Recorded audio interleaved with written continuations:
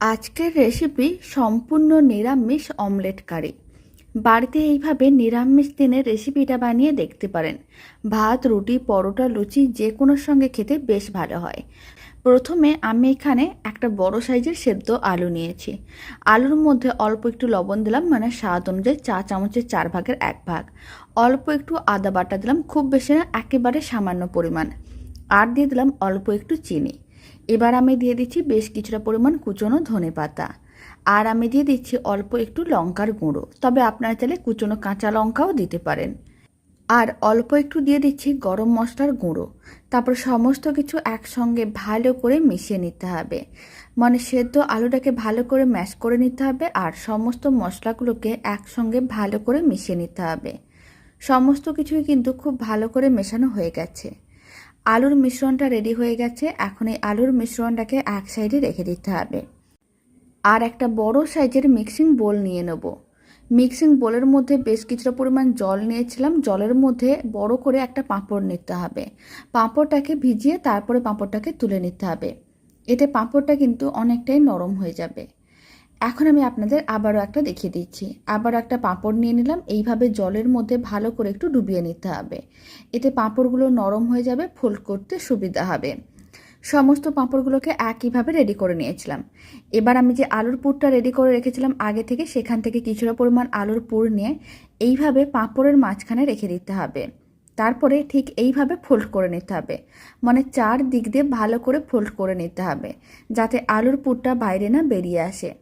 তারপরে উল্টো দিকগুলোকে যখন করার সময় অল্প একটু জল দিয়ে দিতে হবে। আর ওই দিকটাকেও একইভাবে আবারও অল্প একটু জল দিয়ে দেবো আর ভালো করে আটকে নেব। সমস্ত পাঁপড়গুলোকে একইভাবে রেডি করে নিতে হবে, মানে আলুর পুরটা দিয়ে এইভাবে পাঁপড়গুলোকে রেডি করতে হবে। এবার এক সাইডে রেখে দিচ্ছি। আর একটা আমি আপনাদের বানানো দেখিয়ে দেবো। তার জন্য আবারও একটা ভেজানো পাঁপড় নিয়েছিলাম, কিছুটা পরিমাণ আলুর পুর নিয়ে নিলাম। আলুর পুরটা এইভাবে মাঝখানে রেখে দিতে হবে। তারপর ভালো করে এইভাবে ফোল্ড করে নিতে হবে, যাতে আলুর পুরটা বাইরে না বেরিয়ে আসে। প্রথমে দুদিক ভালো করে ফোল্ড করে নেওয়ার পরে উল্টো দিকে দুদিকেও ভালো করে এইভাবে ফোল্ড করে নিতে হবে। বাকি সমস্ত পাঁপড়গুলোকে একইভাবে রেডি করে নিচ্ছি। তারপরে আমি আপনাদের একসঙ্গে দেখাচ্ছি। সমস্ত পাঁপড়গুলো রেডি করে নিয়েছিলাম, আলুর পুর ভরে নিয়েছি। এতে কিন্তু খেতে অনেক বেশি ভালো লাগে। এখন একটা কড়াইকে গ্যাসের ওভেনের উপরে বসিয়ে দিয়েছিলাম। কড়াইয়ের মধ্যে আমি 3 চামচের মতন সাদা তেল দিয়ে দিলাম। তেলটা গরম করে নিতে হবে। তারপরে পুর ভরা পাঁপড়গুলোকে গরম তেলের মধ্যে দিয়ে দিতে হবে আর উল্টে পাল্টে হালকা লাল করে ভাজতে হবে। ফ্লেমটা মিডিয়ামেই রাখতে হবে, হাই ফ্লেমে বা লো ফ্লেমে রাখা যাবে না। যদি লো ফ্লেমে রাখা হয় তাহলে কিন্তু পাঁপড়গুলো ভেঙে যেতে পারে, এতে কিন্তু ভাজা ভালো হবে না। আর যদি হাই ফ্লেমে রাখা হয় তাহলে কিন্তু আবার অনেক তাড়াতাড়ি লাল হয়ে পুড়ে যেতে পারে। তাই মিডিয়াম ফ্লেমে উল্টে পাল্টে মোটামুটি 3 মিনিটের মতন সময়ের প্রয়োজন পড়বে। আর এইভাবে একটু উল্টে পাল্টে পাঁপড়গুলোকে হালকা লাল করে ভেজে নিতে হবে। দুদিক যখন হালকা লাল করে ভাজা হয়ে যাবে তখন পাঁপড়গুলোকে তুলে একটা প্লেটের মধ্যে রেখে দিতে হবে। আর বাকি পাঁপড়গুলোকে একইভাবে ভেজে নিতে হবে, মানে গরম তেলের মধ্যে দিতে হবে আর উল্টে পাল্টে হালকা লাল করে ভেজে নিতে হবে। খুব বেশি কিন্তু তেলের প্রয়োজন পড়বে না। সমস্ত পুর ভরা পাঁপড়গুলো ভেজে নিয়েছিলাম। এখন কড়াইতে বাকি যে তেলটা আছে তার মধ্যে 3টে শুকনো লঙ্কা, একটা তেজপাতা দিয়ে দিলাম। হাফ করে রেখেছিলাম তেজপাতা। দিয়ে দেওয়ার পরে 10 সেকেন্ডের মতন মিডিয়াম ফ্লেমে ভেজে নিয়েছিলাম। এখন আমি গরম তেলের মধ্যে দিয়ে দিলাম 1 চামচ আদা বাটা, চা চামচের 3 ভাগের 1 ভাগ দিয়ে দিলাম হলুদ গুঁড়ো, লঙ্কার গুঁড়ো দিয়ে দিলাম হাফ চামচ। এখানে আমি কাশ্মীরি লঙ্কার গুঁড়ো নিয়েছি। আর আমি দিয়ে দিলাম ধনে গুঁড়ো, জিরে গুঁড়ো, সমস্ত কিছুই চা চামচের 3 ভাগের 1 ভাগ করে দিয়ে দিয়েছি।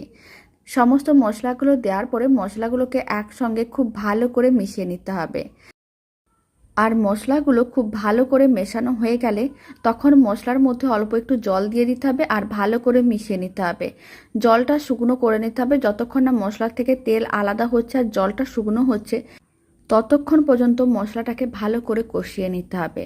এতে নিরামিষ রান্না খেতে অনেক বেশি ভালো লাগবে। প্রায় 3 মিনিট মিডিয়াম টু হাই ফ্লেমে ভালো করে মশলাটাকে কষিয়ে নিয়েছিলাম। আপনারা দেখুন জলটা কিন্তু শুকনো হয়ে গেছে আর তেল আলাদা হয়ে গেছে, তার মানে বুঝে নিতে হবে মশলাটা ভালো করে কষানো হয়ে গেছে। এখন মশলা কষানোর পরে এখন মশলার মধ্যে আমি দিয়ে দিচ্ছি কিছুটা পরিমাণ জল। তারপরে জলের মধ্যে দিয়ে দিচ্ছি স্বাদ অনুযায়ী লবণ আর স্বাদ অনুযায়ী চিনি। এখানে আমি স্বাদ অনুযায়ী কিন্তু লবণ চিনিটা দিচ্ছি, তবে আপনারা কম বেশিও করতে পারেন।